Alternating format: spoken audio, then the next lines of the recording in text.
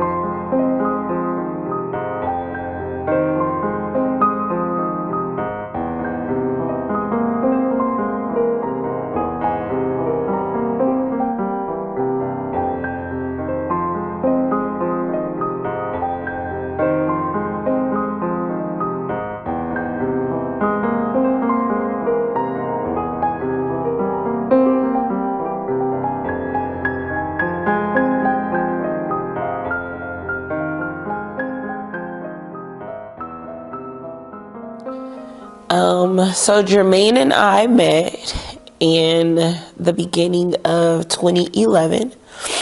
I was going to church and there was some random guy who came to the church and he started making all of these big moves. He started like changing things up, and pretty much telling us what we could and couldn't do. And if you know me, then you know I don't do well with someone coming in and telling me to change up something. So I instantly decided that I did not like him. So I stayed away from him in the beginning of knowing who he was. It wasn't until it had to have been like May. I was pregnant with my daughter, May of 2011. And I was talking to one of my friends and I was telling her that, I wanted a godfather for my daughter who would absolutely love her and teach her about God, and be in her life, because it was obvious that her biological father, wasn't going to do that. And so she had mentioned Elder Garrett. And I was like, girl, bye. Like, I don't like him at all. He will never be around me nor my baby. And she was like, have you heard his story? Like, do you know about him? And I was like, no, I don't like him. And so she was like, I think you should really get to know him, because he has a daughter that he loves and he really loves children. And so I just feel like it would fit. And so I was like, okay, maybe. We ended up throwing a champagne party for one of our seniors in the church, and everybody from the church decided to cook some type of a dish to help with the champagne party. And so I cooked my spaghetti and I took it over, and he was there. And that was the first time I got to have a conversation with him. And the conversation just flowed throughout the night. We ended up leaving the champagne party and going to Fridays to go just sit and talk. And after that, I was like, oh, I guess he's cool or whatever. He had a girlfriend at that time, so I wasn't interested in a relationship with him. It just was genuine, like getting to know him as a person, him getting to know me, and me almost like vetting him to see if he would be okay to be around my daughter. I loved what I found out about him. And so I had decided, okay, I'm going to go ahead and ask him to be my child's goddad. And so I sent him an email because he was such a formal type person. I sent him an email and asked if he would be Malea's goddad. And he sent me one back and asked for a dinner meeting. And in this meeting, he pretty much laid down the law. Like, you can't start dating someone else and decide that I no longer can be her godfather. Like, if I'm going to be in her life, then this is what it is. And you're going to accept me, and I'm going to be able to be that for her. And if you can't agree to that now in writing, like he had a contract for me to sign, then I don't want the responsibility. And so I was like, okay, I didn't see a problem with it. And so I signed it and he agreed. I went into labor and I didn't tell him that I went into labor. I actually went into labor 3 days before his birthday. And my labor with Malaya was so fast though. So it wasn't like intentional, but I remember calling him on her birthday because she was born early in the morning. So I remember calling him later on that afternoon and saying, she's here. And he said, I can't wait to come meet our daughter. And it was at that moment I was like, our daughter? Like, what? And he meant it in the most pure way. Like, he just was talking about his goddaughter. But I think at that point, because I was so emotionally hurt by Malaya's father, at that point, I began to think, wait, could this be more than what I initially thought it was?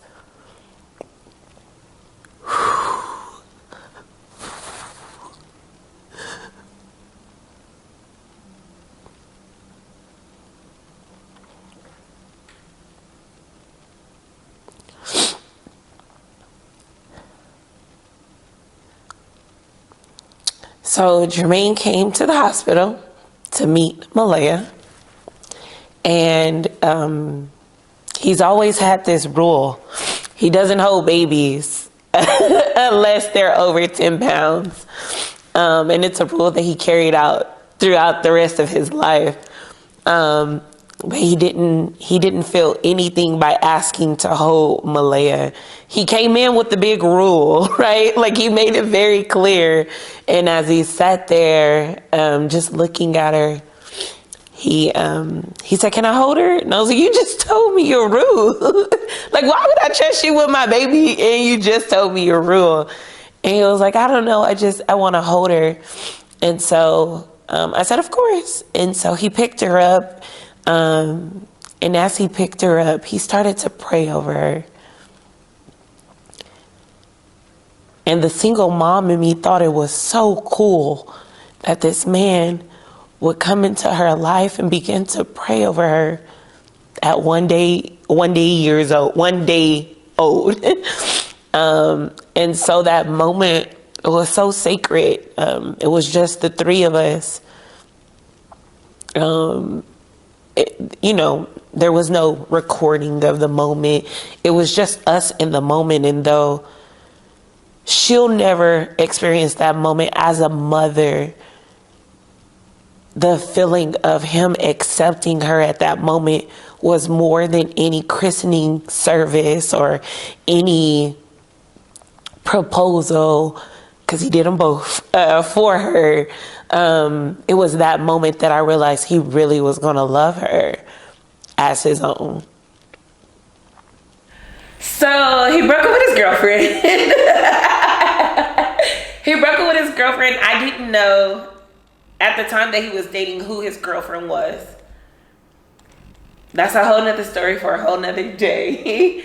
And so he broke up with his girlfriend, and we began to just talk more. I had decided that I was going to take the whole first year of Malaya's life off of work. I wasn't going to work. I wanted to experience everything with her. And so it left a great amount of time to just spend with him. He'd come over to my house. I go over to his. We made it like it was him spending time with his goddaughter. And of course, I wasn't going to leave my new baby with this man that I had just met, no matter how smitten I was feeling. But truly, it left us a lot of time to really get to know each other. Jermaine was Jermaine, and so he had his little ways. He was still talking to other people. We weren't exclusive, though. And so, I would get mad or go through his phone and find little text messages. And he'd say, I'm not dating you. I'm just your baby goddad. And I'd be like, oh, like, wow, okay. And so October the 5th, 2011, he took me to Gus Jr.'s. And no, I'm lying. 9/5/11 is when he decided, so September 5th, 2011 is when he decided, maybe we can try this dating thing, right? Maybe we can see where it goes. And so we dated for like a month, and then he decided that I was too much for him. And so we broke up, but it was cool because he was still Malaya's dad, and so it was like, okay, whatever. I ain't really like you like that anyway.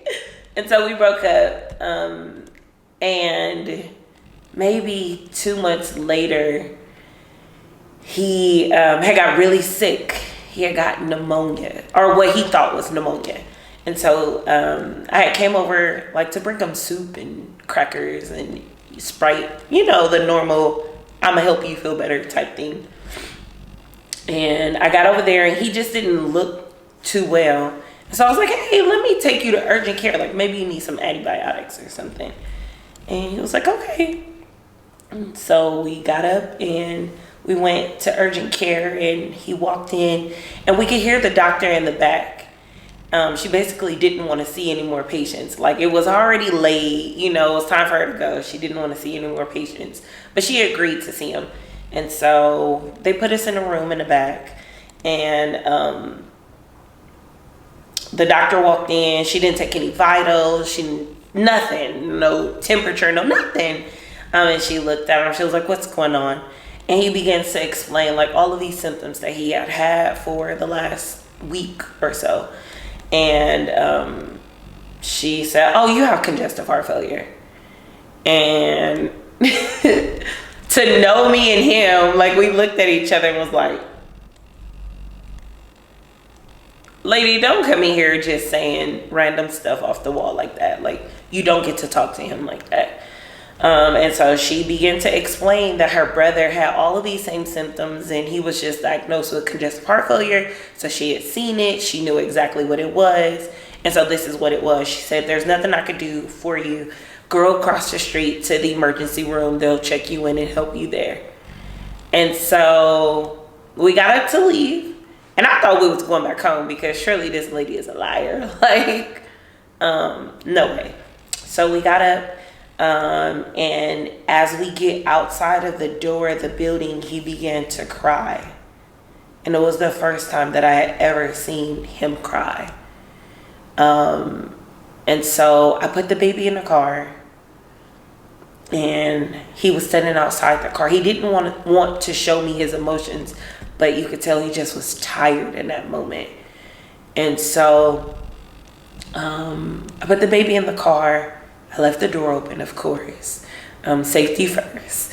And then I went to him and I said, you know, you can't believe everything that everybody says, because if you do, then you work yourself up and make things worse than what they really are. And he said, I understand. Let's just go to the emergency room. And so we went to the emergency room. The doctors ran tests. Within 4 hours, they came back and told him that he had congestive heart failure. And so I was tasked with the ability to go and tell his mom, go and tell his brother, his sister, to get to the hospital, because hearing something like that and not really knowing what it was, we thought he was dying in that moment, especially with how bad he looked. Gratefully, he just stayed in the hospital 3 weeks at that point, and he did go back home.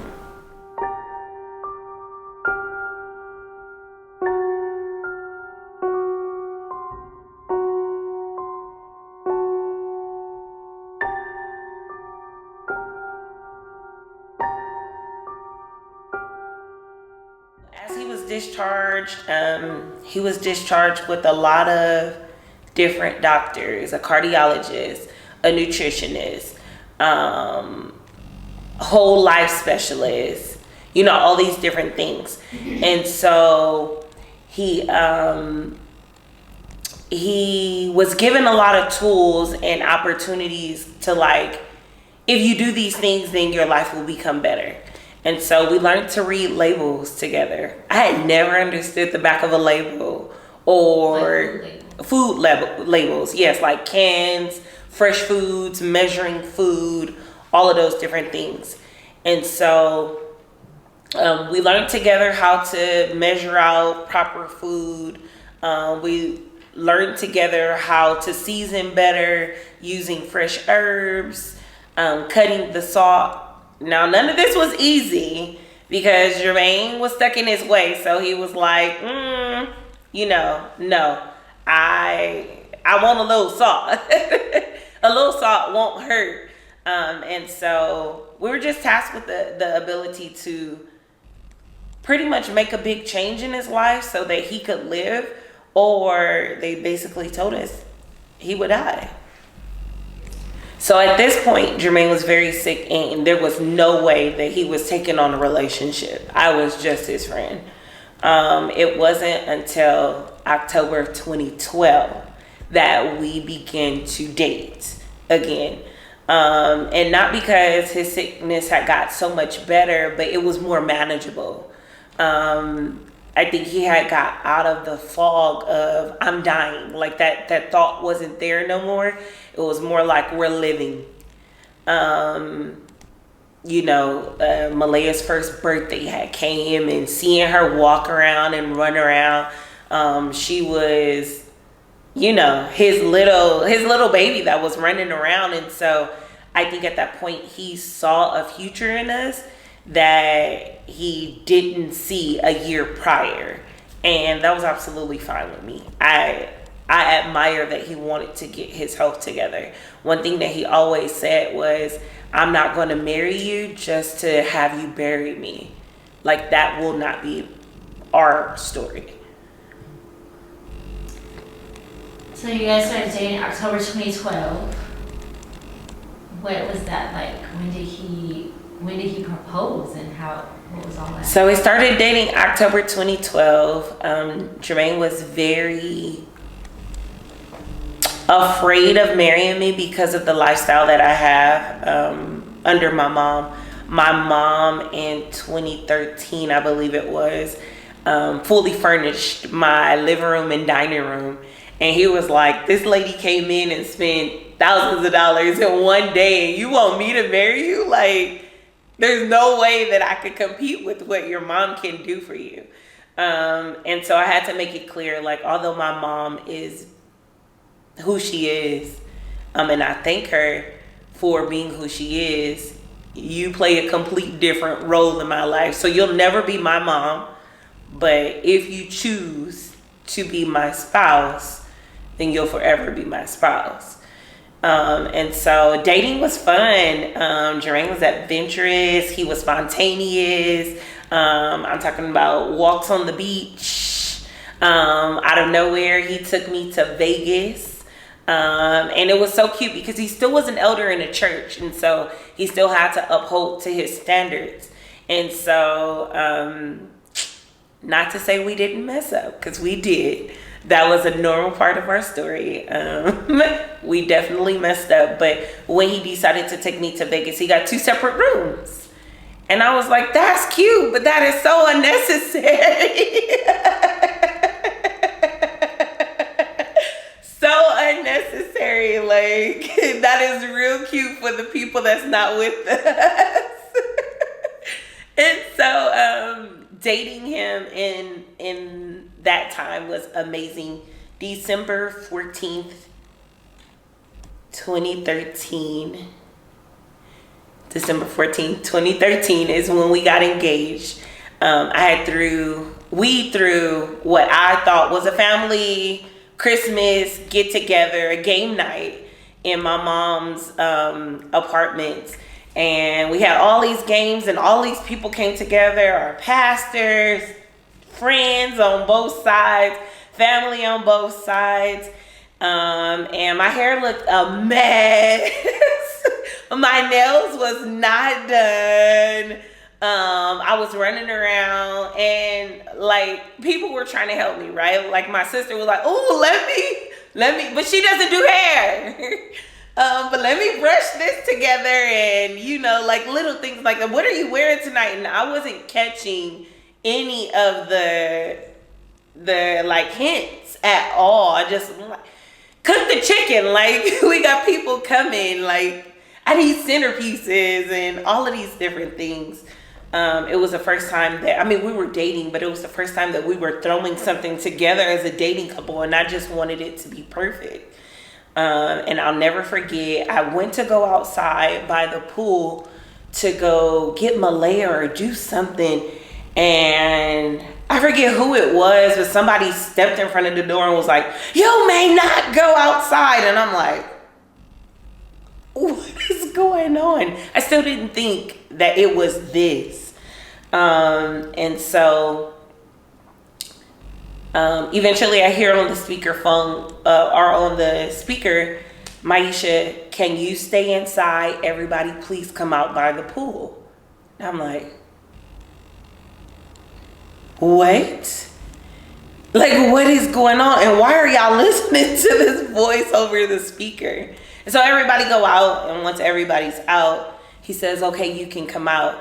And I went outside, and next to the pool, he had candles in the shape of a heart on the floor, and he asked me to stand inside.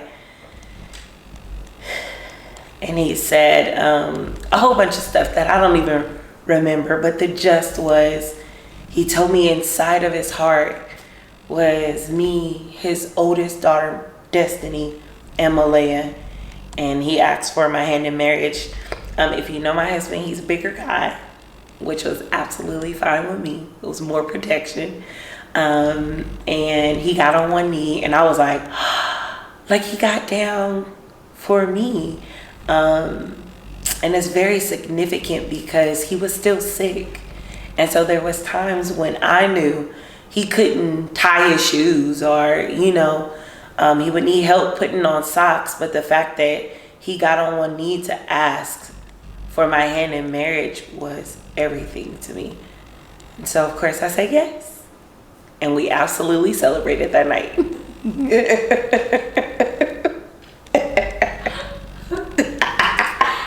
So, prior to getting pregnant with Bear, Jermaine had 2 strokes and 2 heart attacks, all separate from each other.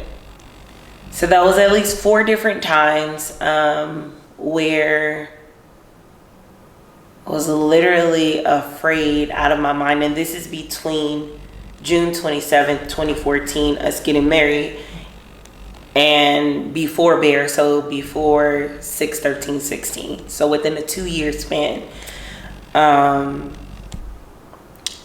Those visits to the hospital, those 911 calls were all very difficult for me. Because in the moment, like, he would call out the thing that was happening to him. When he was having a stroke, he would say, "Thank you, Jesus. Thank you, Jesus. Thank you, Jesus." And of course, to him, he's saying, "Thank you, Jesus."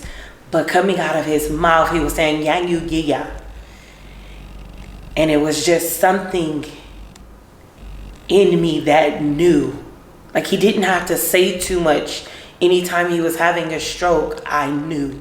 His first stroke was in Walmart, and I wasn't with him. And I was calling his phone like crazy. He wasn't answering. And eventually, a woman picked up his phone, and I said, "What's wrong with him?" She said, "He's in Walmart having a stroke." And I immediately got to the hospital because, of course, how far I was, I just wouldn't make it to the Walmart in time. But it was crazy because I knew something was wrong with him without him saying something to me. The next time, he had just came back from a night out with the men, and he was brushing his teeth.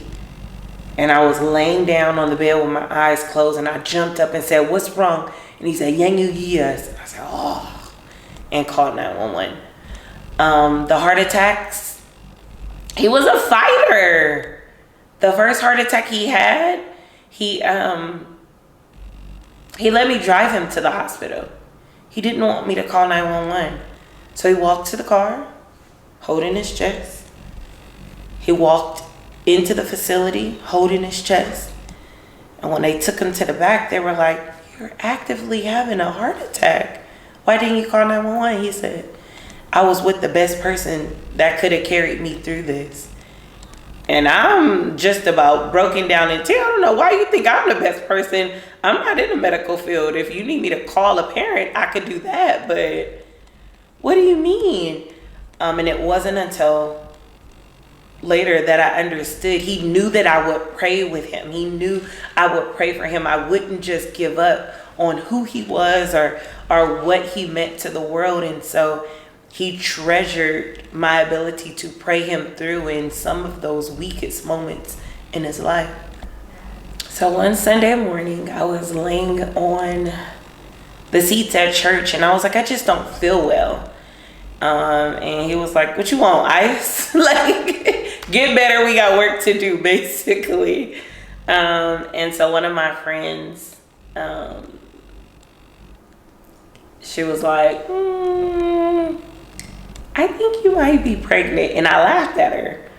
And I laughed because my sister was pregnant with my niece. And to know us is to know we always had our first set of kids are 365 days apart. And so I was like, there's no way that I'm pregnant during the time that she's pregnant with my niece. Like, they're going to think this, like all the bad thoughts, like I cannot get pregnant while she's pregnant. Like, no, this cannot happen. And so we had went over to our friend's house later that night, and she had called me into her room. I went and she was like, here, put this in your purse, take it in the morning. It was a pregnancy test. So I was like, okay, sure. We left that night. I didn't think about it, but then the next morning I woke up really nauseous, and there sitting on the counter was the pregnancy test. And I took it, and there was lines. And instead of doing something really amazing to tell him that I was pregnant, I screamed, and it woke him up and it scared him. He was like, what? And I was like, I'm pregnant. And he was like, yes. Oh my God. He was so excited. And it was such a turnaround from when I found out I was pregnant with Myeshia. And so it made me sad because, of course, you want to experience that in a different way, right? I wish I would have got that on the camera. But I was so excited for the moment. Like, here we are a year after getting married and we're pregnant. And so we would go weeks later to find out, a due date. And his due date was my birthday. And so he was like, this is even more special because he always said it was going to be a boy. He's going to be just like you. And what's better than a son that looks like me but acts like you? And so I was like, oh, that's cool. And so, yeah, he was really excited. We found out months later that he was a boy, and our original plan was to have five children altogether. Once he found out that Jalen was a boy, he was done. He was like, we're done. We're finished. When Bear was born, Destiny died. Destiny is our oldest child. Her heart stopped. And so there was a lot of research being done to figure out the correlation between his health issues and her health issues. Literally, the day that Jalen was born, her heart stopped. And so we had a big choice as a family to kind of figure out health altogether. Jermaine's health continued to decline. And by the time Jalen was 2 years old, the doctors had basically told Jermaine for the second time that there was nothing else that they could do, that he was going to die, get his affairs together. Our youngest was 2. Our oldest had a defibrillator now at this point. And because we had compared the cases so much, we were fighting for him to have the ability to have a defibrillator because Des seemed to be thriving. Not thriving, but living. And so, unfortunately, because of his weight, he wasn't allowed the opportunity. His insurances Like one would say he was approved for the weight loss surgery, and then he lose a couple of pounds and then he'll gain it because of the retention of water. So it was up and down. So now you're not eligible. And so he couldn't have the weight loss surgery.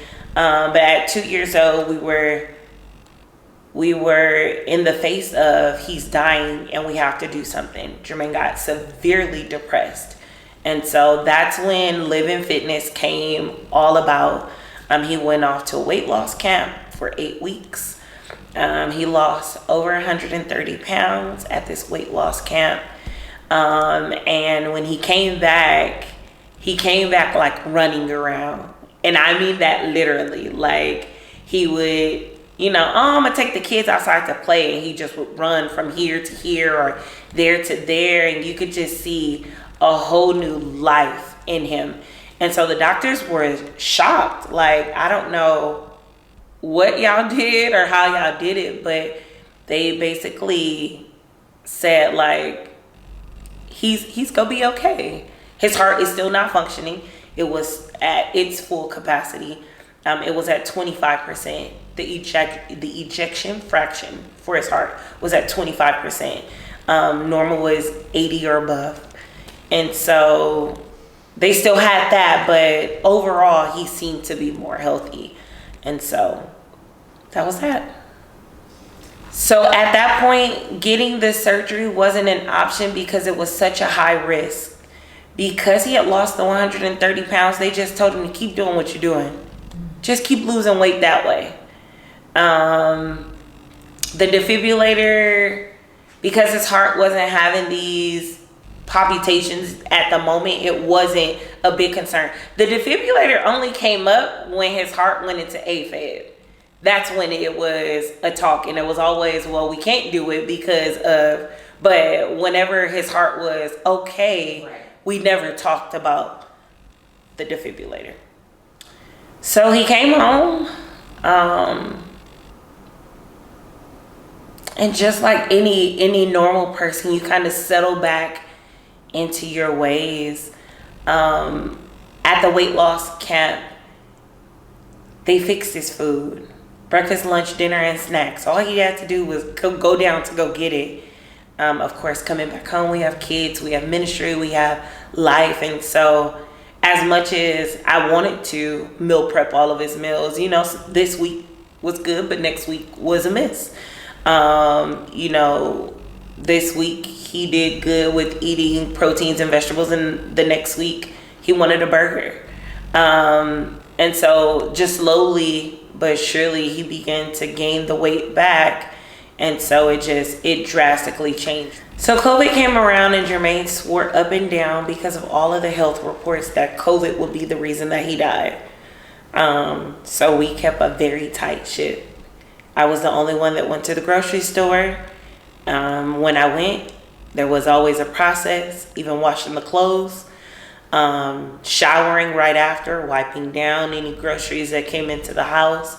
I would do bulk shopping once a month at Sam's Club because you could scan your own items. Nobody have to touch it. We just tried to stay as safe as possible. September of 2020, Jermaine had a meeting with all of his family members and me to basically lay out his wishes as far as his final arrangements, because he just thought COVID would take him out. So he told us what color he was going to wear and what suit, what we were to wear, what we were to do, who was to be on program, who was preaching. He literally laid it out to the T. What we didn't realize in that moment, though, was COVID gave us 2 years to absolutely be able to fall in love again. You often hear about COVID times, people starting to hate each other because they didn't want to be locked in the house together. If my tubes weren't tied, I'm sure we would have had another baby. We fell in love with being with each other. He picked up a new hobby. He learned how to DJ in COVID. He used to watch the different DJs on Instagram Live, and it inspired him. And so for Christmas, I got him turntables. And he had this little speaker, and of course everyone's home, so he would respect like normal work hours. But at 5 o'clock, it was 5 o'clock, and he would turn on his little radio and he would mix. And how did that sound? And I'm like, it sounds good to me. So much so that, you know, when we came out of COVID, he made it a part of what he did for people. And so I'm grateful for COVID. A lot of people hated the COVID time, but sitting here in this moment, I'm grateful for those 2 years of being able to learn him more, to spend time with him, and just, I mean, let's be real. In the beginning, none of us was working. We were laying in that bed, watching the news, wondering what was happening. And we really valued that time together. It was amazing. In December, the end of December of 2022,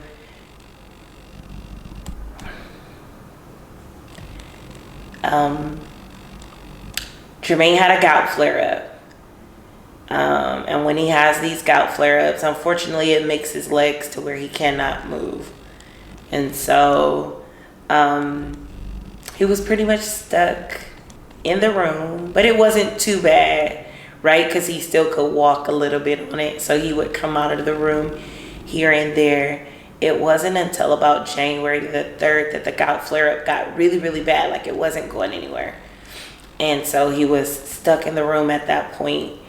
As the gout began to loosen up within a week, he then ended up with shingles. A lot of people don't know that. He has shingles. So the shingle pain is like nerve pain in his body. And I remember him telling me, you know, I've lived my life in pain for the last 365 days. I'm tired. And me being me, I told him, like, no, it's okay. You'll be all right. Like, let's just keep pushing. But you could see the decline in him. I had a dream that Jermaine would pass away. And I saw his funeral. And it scared me. And as I'm watching him decline, I knew that it was very near. Just didn't know how near. So, I'm sorry, back up a little bit. December, I made him get up and go take pictures with us because I knew this was probably my last opportunity to take professional pictures with him. Fast forward back to January. On January the 21st, 2023, it was a Saturday morning, and he hadn't even woke up, but I had the dream again, and it was tangible. I could taste it. I could smell the air. I could feel myself sitting in the seat, and it was just too real for my liking. And so he had got up a couple hours later. He went to the restroom. I helped him to the restroom. I asked him, how are you feeling? He said, a little bit better today, but it just didn't feel right in my stomach. And so I went in my mom's room and I broke down crying. I said, I think he's dying. And she said, well, get him to the hospital. Like, what are we doing? I said, he's not going to want to go. Maine didn't like the hospital. And so she said, we got to do something. We got to get him to go so he can be okay. And so I went in the bathroom, which he hated. He hated for me to be in the bathroom while he was using the bathroom, but I needed to. And I told him, I said, do you love me? He said, yeah. Why are you asking crazy questions like that? I said, if you love me, I need you to do one favor for me. I need you to go to the doctor and get checked out because I feel like something's wrong. And he said, to put your mind at ease, babe, I'll go. But when I get back, I'm going to tell you, I told you I was fine. I said, that's fine. And so it took us 3 hours because of the gout flare-up to get him to the car and then to Loma Linda all together. That was the last time he walked out of our house. And as we sat, waiting for them to triage and see what was going on, we joked like we normally did, and we laughed and had fun. And when they decided that they were keeping him, I was like, see, now you get to come home later. And when you come home, you'll be better. I'll never forget, it was 1:18 in the morning. He said, go home and get some rest, sweetie. I'll see you later. Thank you for checking on me. I said, forever. That first week of him being in the hospital was like a normal week. He spent weeks in the hospital all the time. And so, I go after work. I call throughout the day. But he was sleeping way more than normal. And so I told the doctors on the 26th of January, there's something wrong that y'all not catching. And she assured me, no, it's fine. I told her, check his kidney function. Something's off. And she was like, it's fine. On the 27th of January, I got a call from his cardiologist. And she said, get to a quiet place.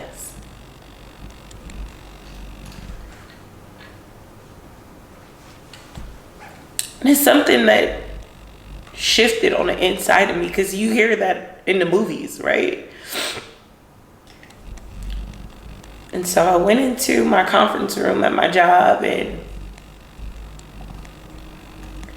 she basically explained to me how his kidneys were not functioning, like I said. Because when you know your husband, you know your husband. And she said, we've done all that we can with all the medicine that we can. Do you understand what I'm saying to you?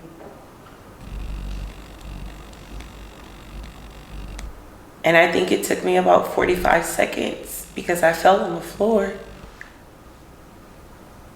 And I asked her, how long are you going to be there?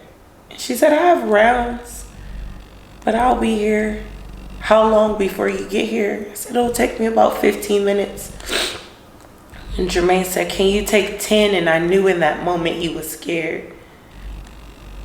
And so I jumped in my car, called my mom, and drove the drive that I'll never forget. When I got to the hospital, his mom and his brother was there, and the doctors came in, a team of doctors, and they basically went through all of his health history and told us that there was nothing more that they could do, that they will be watching him. And I walked out the room, my bishop was there, and they were all still in there talking.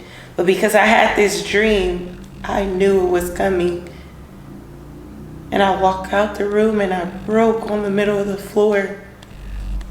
And the doctor came and said, why are you crying like this?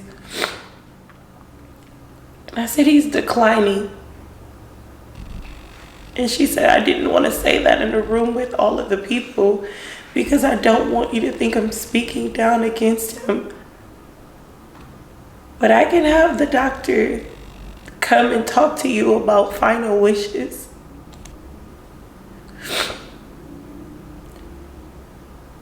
And I said, okay. It was later that day where I was in the bathroom with Jermaine again, but this time at the hospital. And I told him what the doctor told me. And he said, don't tell my kids I'm dying. I won't leave until death gets here. And I need you to make sure that everything that I told you to do, you do, no matter what happens. And it was in that moment that I realized that he knew, that I knew, that we knew, no matter what was happening around us, that his time was near. So On the 27th, Jermaine called. When the doctor called me, the next phone call was to Destiny and Lynn, which is Destiny's mom. And so he immediately explained to them everything that was going on. And then his next call was to his mom and his brother. And so Des at that point knew. By that night, I had enough strength to text and say, okay, here we are. We had talks before, though, about what that would look like if it ever came to. And so we knew we had to get her on a plane. And her mom worked extremely hard to make sure that she could get her on a plane. And so it took about 5 days, but she got here. Jermaine was not fully coherent, but he was not intubated yet. So he kept saying he knew that she was there, but he did not have the ability to hold a real conversation with her. He would say little stuff that made you think he knew that she was there, but it wasn't his normal conversation with her. He knew.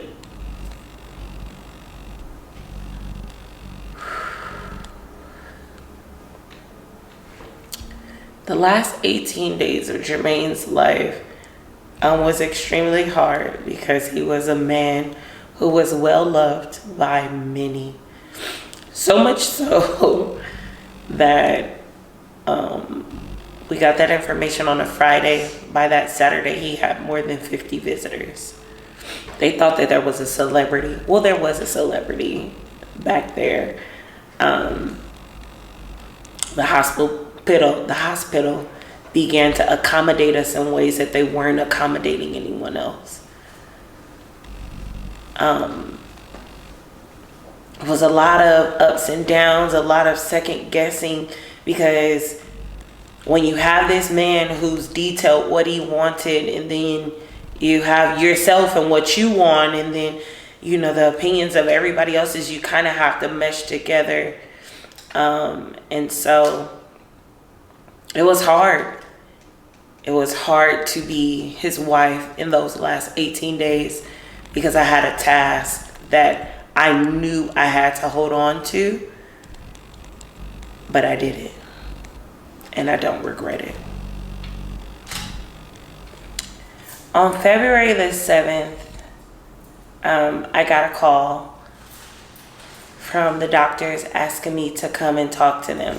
And so I asked them about his vital signs because I knew he was declining. He was already intubated.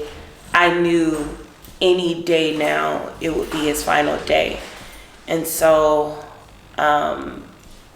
they had told me that they couldn't get a blood pressure for him, which made me shoot to the hospital immediately.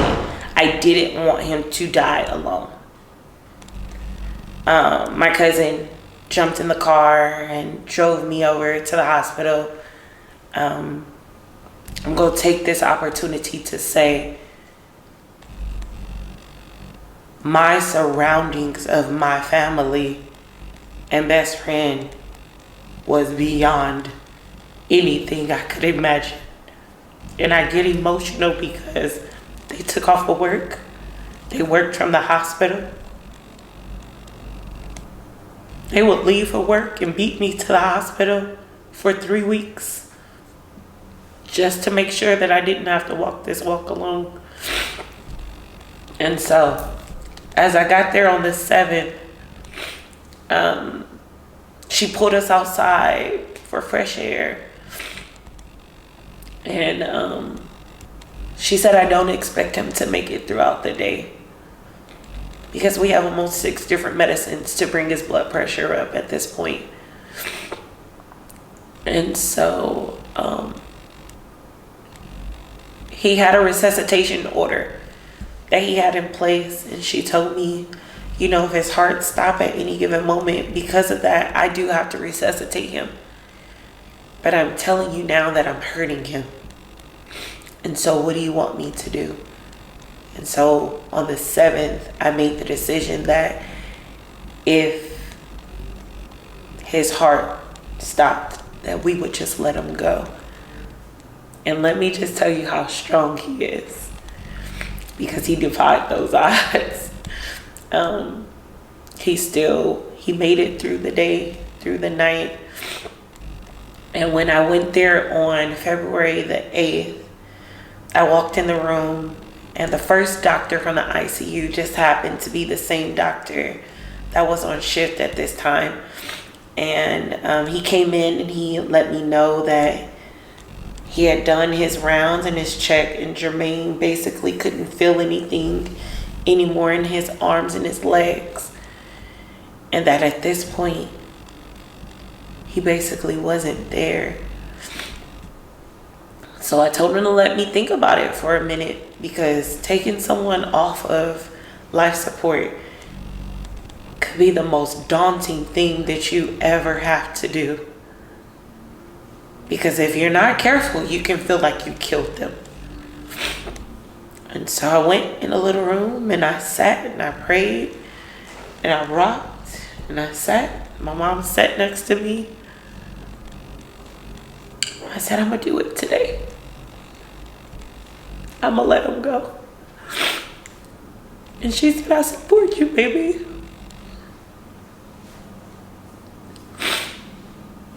And so I walked back in the room to touch his legs, to see, because I needed to see if he could feel my touch.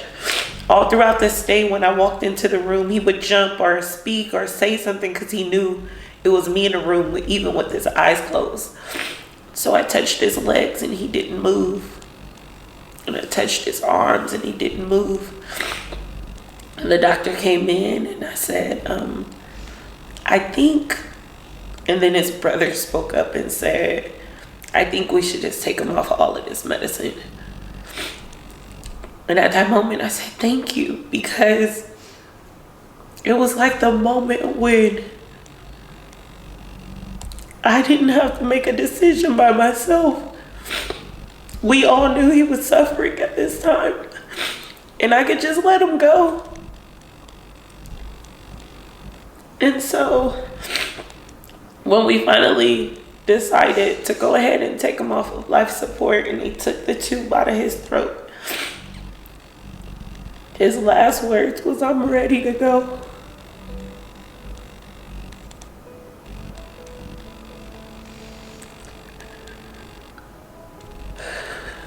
And I think it's the strongest thing that somebody can say when they're dying.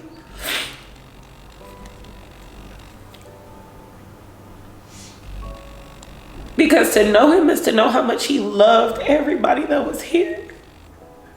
But what he was doing was releasing us from the feelings of guilt and allowing us to know out of his mouth, it was his last piece of protection over me. It was his final stamp of, she didn't do it. I'm ready to go. It erased anything that could be said, any hurt that could come from somebody else. Yes, I gave the word to take him off of life support, but out of his mouth, he told us all it was ready to go. And so he took a couple more breaths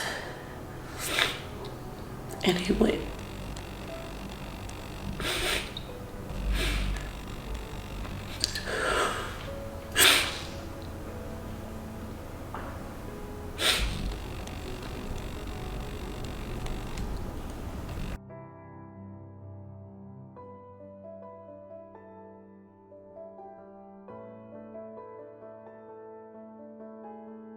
So, as I'm going through the grieving process, I start to look for a community of people who were grieving, right? What does this look like? We have books and tools for everything that happened in the world. And so if you get pregnant, there's a book on what pregnancy might look like, even though it's different for everybody. Nothing popped out to me and said, this is your grieving community. And so I'll never forget, I was thinking, okay, I'm going to get together a mentor group. And me and nope. I'm going to get together a mentor group. And I'm going to help people to be able to go through grief and not feel like a burden. Because grief can make you feel like you're a burden, even though everybody around you is telling you you're not. And so that was, it's sad, like, oh yeah, that's cool. But it didn't hit that spot. And so maybe 2 days later, I called a friend. And I said, hey, I feel like I want to do something with production and like record this series about how I'm overcoming grief. And not to say that I was like the model for grief, but I felt like people should know that it's okay to go through these things, to cry, to miss your husband, to still go to work, to still perform for your kids, to tell your mom to take care of the kids for one night, or to lay in the bed, or tell your sister to take the kids, or for me to go off and be with a friend, wherever that might look like no matter what it is, it's okay to do whatever makes you feel good in that moment. And so as I told her, I remembered, and she remembered a docuseries called Life After, where she came up with this idea to do this docuseries, and she figured out that she didn't want to do it anymore. It wasn't the right timing, but it just felt like now was the right time, and this was the right story. And so we got together and decided we would take a stab at showing people life after all of these different things. And so we got together an application. We had a small team of people get together, and we decided to launch it. And within days, we had over 25 applications of people wanting to tell their story. And the weight of that weighed on us, because these are people willing to allow you to hear their stories. And so, yeah, this was a cool idea, right? And she's a producer. And so, yeah, let's get together and do it. But we would need a videographer. And so my sister suggested that I call this couple that did her wedding. And as I called and mentioned to him exactly what it is that I wanted to do, he immediately was like, I'll do it, and just bless me with whatever. And it felt so right. It felt so real. The doors that opened up for things to be able to happen, I could tell in that moment that it was literally God breathing on us being able to go out and tell this story. So if someone was going through something similar, I would simply tell them to trust God through every part of the process. No matter what it looks like or what it feels like, trust God, trust His plan, and know that you can lean on Him, and He surely will direct your path.